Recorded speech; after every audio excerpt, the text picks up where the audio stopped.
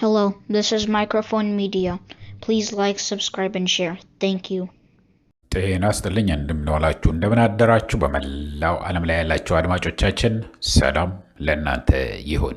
ይህ ማይክሮፎን ሚዲያ ቁጥር 2 ነው። ለማይክሮፎን ሚዲያ ቁጥር 2 አዲሱ ቻናላችን ነው። አድማጮቻችን ሰብስክራይብ ያላደረጋችሁ ብዙዎቹ እያያችሁ ነው እና ሰብስክራይብ እንዳያደርጉ አስታውሷቸው እያለን ያሉ ጉጉሎችና ሰብስክራይብ አድርጉ። የደወል ምልክቷን ተጭናችሁ ኦል የምትለዋን ከተጫናችሁ ሁልጊዜ ለህዝባችን ይጠቅማሉ ያስተምራሉ የምንላቸው ልክ አሁን ይዘንላችሁ እንደመጣ ነው ሀቅነታቸውን የተረጋገጠ ወደ እናንተ እናመጣለንና እንደዛ አድርጉ። እንደዛ ካደረጋችሁ ኖቲፊኬሽን በለጠፍን ቁጥር ወዲያው ይመጣላችኋል። ቀድማችሁ ታዩታላችሁ። ኢንፎርሜሽን ኃይል የሚሆነው ቀድመ ስትሰማው ነው እንጂ ከአንድ ቀን ከአንድ ሰዓት ቀርቶ ከአንድ ደቂቃ በኋላ የምትሰማው ብዙ ሊያስከፍል ይችላል ማለት ነው። ይህንን እያልኩ እንግዲህ አድማጮቼ አሁን አዲስ አበባ ውስጥ አብይ አህመድ ሁልጊዜ ተወካዮች ምክር ቤትም ይሁን የትኛው ብቻ እድል ሲያገኝ ሁልጊዜ ምንድን ነው የሚለው? ከእንግዲህ በጦርነት የምትያዝ ስልጣን የለም፣ እናንተ የተመቻቸ ሜዳ አለ፣ ተፎካክራችሁ ምርጫውን አሸንፋችሁ እኛ ደግሞ በደስታ ለቀን ከዛ በኋላ ስልጣን መያዝ ነው እንጂ አሁን በምንም ተአምር ኢትስ ጎን የምትል ቃል አለችው። ኢትስ ጎን አይሆንም ከዚህ በኋላ የሚላል። ግን አንደኛ ነገር የፖለቲካ ፓርቲዎች ማሳወቅ ነው እንጂ ማስፈቀድ የለባቸውም። ስብሰባ ለማካሄድ ልዩነቱን በደንብ እዩ። ማሳወቅ አለባቸው፣ ምክንያቱም ጥበቃ እንዲደረግላቸው። እንኳን በየሆቴሉ እንኳን በየቦታው ይቅርና በአደባባይ እንኳን ወጥቶ ሰላማዊ ሰልፍ ለማድረግ በተለይ ደግሞ በምርጫ ጊዜ ከ6 ወር በኋላ አሁን ምርጫ አለ ግንቦት ላይ። አሁን አብይ አህመድ በሁሉም ስብሰባ እንዳይደረግ ህዝብ እንዳይሰበሰብ እየከለከለ ነው። ገንዘብ ከተከፈለ በኋላም እያስፈራሩ መልሱ ገንዘቡን እየተባለ ነው። ይሄ ግን አሁን ተደርጎ ያለው ኢህአፓ ጠርቶት የነበረው ኢህአፓ አባል መሆን የለባችሁም አድማጮቼ። ኢህአፓ አባል የሆነ ብቻ አይደለም እዛ መሄድ ያለበት። ብዙ ችግር የደረሰበት ህዝብ አለ። ብዙ ታሪክ የሰራበትን ቦታ የፈረሰበት አለ። ተነቅሎ የተባረረ አለ። ያለምንም ክፍያ መውደቂያ የሌላቸው ተጠግተው ከዘመዶቻቸው ይኖሩ የነበሩትን ምንም ነገር ሳይሰጣቸው የተጣሉ ለማኝ ሆነው በየጥሻው ይወደቁ አሉ። አዲስ አበባ ከከበዳችሁ ወይ ደግሞ የማይሆንላችሁ ከሆነ ገጠር ሂዱ የተባሉ አሉ። በዚህ የተማረራችሁ በሙሉ ቁጭ ብሎ ከመቆዘም መብራት ጠፋብን፣ ውሃ ጠፋብን፣ ዕዳ በዛብን፣ ግብር በዛብን እያላችሁ ከምትቆዝሙ ማንም ይጥራው አዲስ አበባ ኃይልህን ለማሳየት እኮ ነው። እዚህ ያደጉ አገሮች አሁን የፖለቲካ ፓርቲዎች የሚሰሙህ በርከት ብለህ ስትወጣ ነው። አዲስ አበባም የሚያስጨንቅ ወደር የለው መሬት አንቀጥቅጥ እጅ በአፍ የሚያስጭን ከ1 ሚሊዮን በላይ ውጡ ስትባሉ መውጣት አለባችሁ። ሙሉ መስቀል አደባባይ ሞልቶ እስከ ካሳንቺስ እስከ ተክለ ሃይማኖት ድረስ የሚሄድም መጥለቅለቅ ይችላል። ይህን ስታደርጉ ይሰማሉ። 4 ኪሎ ተቀምጠው ቁጭ ብሎ ያሉትን ይሰማሉ። የፖለቲካ ፓርቲዎች አሁን በጋራ አብራችሁ እንደዚህ ማድረግ አለባችሁ፣ መውጣት አለባችሁ። ምክንያቱም ውድድር አንወዳደርም ብላችሁ ዝም ብትሉ ጥሩ አይሆንም። እንደሚሸነፉ ስላየነ ብሎ ራሱ ሮጦ ልክ የዛሬ 5 ዓመት እንዳደረገው ራሱ ያሸንፋል። ምንድን ነው ማድረግ ያለባችሁ? የመጀመሪያ ማድረግ ያለበት የአዲስ አበባ ህዝብ በሙሉ የምርጫ ካርድ ማውጣት አለበት። የምርጫ ካርድ እያንዳንዱ ለመምረጥ እድሜው የደረሰ ከ18 ዓመት በላይ ነው መሰለኝ የኢትዮጵያ ጻፉልኝ ከተሳሳትኩኝ በላይ የሆነው ወንድም ሴትም ሳይል የምርጫ ካርድ አውጡ። ከዛ በኋላ ግን የማይሆን ከሆነ በትክክል ውድድሩ የማይደረግ ከሆነ አብይ አህመድ ራሱ ሮጦ ራሱ ለማሸነፍ የሚያስብ ከሆነ አንመርጥም እኛ፣ ምክንያቱም አልተመቻቸም፣ ማንም አይመርጥም ስትሉ ምን ይሆናል? ይህን ያህል ሰው ካርድ ያወጣ ነበር። አሁን ለምሳሌ 1 ሚሊዮን ህዝብ ካርድ አውጥቶ ከሆነ ለመምረጥ ካርድ አውጥቶ ነበር፣ ግን የመረጠው 300-400 ሺህ ነው አዲስ አበባ ውስጥ ከተባለ ይህንን ምን ይሆናል? በቃ ምክንያቱም ማጆሪቲው ቤት ውሎ ያለው እኩል የሆነ እድል ስላልተሰጣቸው ነው። የፖለቲካ ፓርቲዎች ለብልጽግናም ለመምረጥ አልወጣም በሙሉ ተብሎ የሚታወቀው። ዝም ብለህ ቤትህ ቁጭ ብለህ ብትቆዝም ግን ምንም የሚያመጣልህ ነገር የለም። አሁን እኛ እዚህ አሜሪካን ሀገር አሁን የኢሃፓ ለነገ ለቅዳሜ ተጦርቶ የነበረውን እኛም ስናስተዋውቀው የኢሃፓ አባል አይደለንም እኛ። ዋናው ነገሩ ይሄ ሰውዬ የሚያደርሰው ያለው በህዝባችን ስቃይ በሁሉም አካባቢ የሚያደርሰው ነው ያለው። ከአዲስ አበባ ተነቅሎ መባረር አይደለም። አዲስ አበባ ጥርሳችን ነቅለን ያደግንበት ከተማ ነው። በጣም የምንወደው ከተማ ነው። እንደዚህ ሳይለጠጥ ሳሪስ ጫፍ የአዲስ አበባ ጫፍ እያለ መገናኛ ጫፍ እያለ ትንሿ አዲስ አበባ እያለች ነው የምናውቃት። አሁን ተለጥጦ መብዛቱ እኛ መጠልተን አይደለም። ግን ዋናው ነገሩ እኛ የግድ የኢህአፓ አባል መሆን የለባችሁም። ችግር እየደረሰ ነው። ማንም በተለይ ደግሞ አገር አቀፍ የሆነ ፓርቲ ይጥራ። ከዛ በኋላ ለሱ ደግፋችሁ አይደለም የምትወጡት ያላችሁ፣ ለአብይ ተቃውማችሁ ነው የምትወጣው ያለ። ይህንን ማወቅ ያለባችሁ ህዝብ እንዳለ ወጥተህ የሚመስልህን ተናገር።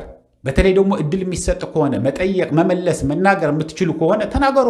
የግድ የኢህአፓ ደግፋችሁ ወይ ደግሞ አንድ መሆን የለበት። ግን ዋናው ነገሩ ኢትዮጵያ ውስጥ ያሉት ፓርቲዎች በሙሉ መተባበር አለባቸው። እዚህ አሜሪካን ሀገር ያለው የውጭ ጉዳይ ሚኒስቴር የአሜሪካ የውጭ ጉዳይ ሚኒስቴርም ተነግሯቸዋል። ይኸው ምርጫ ይደረጋል፣ ምርጫ ተወዳደሩ የምትሉት ያላችሁ የትም ቦታ እንዳይሰበሰቡ። አሁን ለምሳሌ ሆቴል ዲአፍሪክ ነበር ያሰበው።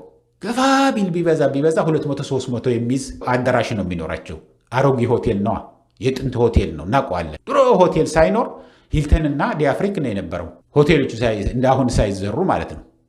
ስለዚህ ቦታም ሰፊ የለውም፣ ሆቴሉም ትንሽ ሆቴል ነው። ፎቋ ነች እንጂ አዳራሽ ብዙ ያለው አይመስለንም። ግን እሷንም አስፈርተው ገንዘቧን ተፈራርመው ተዋውለው ስብሰባ ለነገር ሊያደርጉ ትናንትና ነው ተጠርቶ በቃ እኛ ሰርዘናል አሉ። የሆቴሎች የውል ግለሰብም ይሁን የመንግስት ሊዘጋባችሁ ይችላል።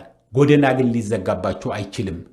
እንደነገርናችሁ ማስፈቀድ አይደለም ማሳወቅ ነው ልዩነቱ። እኛ ሰልፍ ልናደርግ ነው፣ ጥበቃ ይደረግልን ትላላችሁ። ከዛ በኋላ ከእናንተ በፊት የያዘው ካለ አሁን መስቀል አደባባይ ተይዘዋል፣ ስብሰባ አለ ወይ ሰላማዊ ሰልፍ አለ ከተባለ ሌላ ቀን ቀይሩ ማለት ነው የሚችሉት እንጂ መከልከል አይችሉም። ጥበቃ ደግሞ ማድረግ ግዴታቸው ነው። ይሄ ዓለም አቀፍ ሕግ ነው ምንነግራችሁ ያለ ነው እንጂ አሁን እውነቴን ነው የምነግራችሁ። የኢህአፓን ምን ያህል ተደናቂነት እንዳገኘ አሁን በዓላማው በምኑ አይደለም መጥራቱ፣ እንወያይ ብሎ መጥራቱ፣ ሰላማዊ ሰልፍ እናደርጋለን ብሎ በመናገር በከፍተኛ ደረጃ ዛሬ ሚዲያውን በሙሉ አጨናንቆ የዋለው ደጋፊም ተቃዋሚም ሲናቆርበት ያለው በዚህ በሶሻል ሚዲያ በተለይ ኢህአፓ ነው። ትልልቅ የሂውማን ራይትስ ቢሮዎችን ሲነገራቸው ነው የዋለው።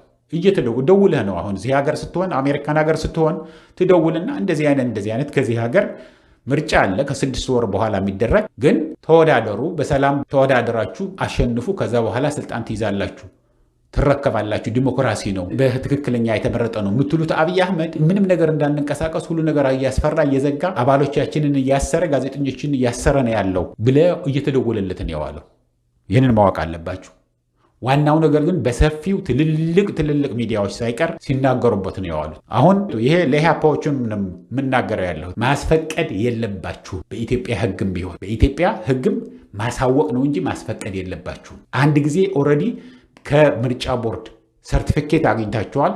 ከምርጫ ቦርድ ደብዳቤ ተጽፎላችኋል። ከዛ በኋላ ሰልፍ የምታደርጉትን ይሄ አደባባይ የህዝብ ነው። የአዲስ አበባ ህዝብ ንብረት ነው። የአብይ አህመድ ንብረት አይደለም። የማንም ግለሰብ የማንም ፓርቲ መሬት አይደለም። እሱ ያ የአዲስ አበባ ህዝብ የአዲስ አበባ ነዋሪዎች ንብረት ነው። ይህንን ትውልድ ሲያልፍ እሱ እዛ ነበር። ከዚህ በፊትም የነበረ ነው። ከዚህ አሁንም አለ። ለሚቀጥለው ትውልድም የሚተላለፍ ነው። አብይ አህመድ ስለመጣ ወይ ስለሄደ የሚጠፋ አይደለም። ስለዚህ የእሱ ንብረት አይደለም። እወቅልን። ህዝቡ ነው ዋናው። አሁን ምርጫ አደርጋለሁ የሚል እኮ ያለ አብይ አህመድ በምርጫ አሸነፍኩኝ ብሎ ነው። አንድ ከትንሹ አሁን እኮ እሱ አብይ አህመድ እኮ ከበሻሻ እኮ ነው ተመርጦ የመጣው። ጅማ ከምትገኘው ትንሹ ወረዳ እሷን ወክሎ ነው እዚህ 4 ኪሎ ተቀምጦ ያለው። ግን የሱ የብልጽግና ፓርቲ አሸንፈው ስለመጡ የብልጽግና የተመረጡት የተወካዮች መርጠውት ነው ቁጭ ብሎ ያለ እንጂ በኢትዮጵያ ህዝብ እኮ በቀጥታ ለአብይ አህመድ ጠቅላይ ሚኒስትር ይሁንልን ብሎ የመረጠው የለም። የኢትዮጵያ ህገ መንግስቱ እንደዛ ስላልሆነ ማለት ነው። የኢትዮጵያ ህገ መንግስት ከተወከለክባቸው ቦታዎች ተመርጠህ ትመጣለህ። ከዛ በኋላ እኔ ልመረጥ፣ እኔ ጠቅላይ ሚኒስትር ልሁን፣ እኔ ጠቅላይ ሚኒስትር ውድድር ታደርጋለህ። ከዛ በኋላ የመረጡህን ህዝባቸውን ወክለው ደግሞ ከየወረዳው ተመርጠው የመጡትን መርጠውት ነው ቁጭ አድርገውት ያሉት። ከእያንዳንዱ የህዝብ ተወካዮች አባል እዛ ፓርላማ ላይ የሚውሉት ከነሱ እኩል ነው። አብይ አህመድ ግን ምንድን ነው ሙልጭ አድርጎ እየሰደበ እያዋረዳቸው ነው የሚውለው። እያዋረደ በቃ እያንጓጠጠ እያሰረ ያለምንም የፍርድ ቤት ትዕዛዝ ያለምንም ጥፋታቸው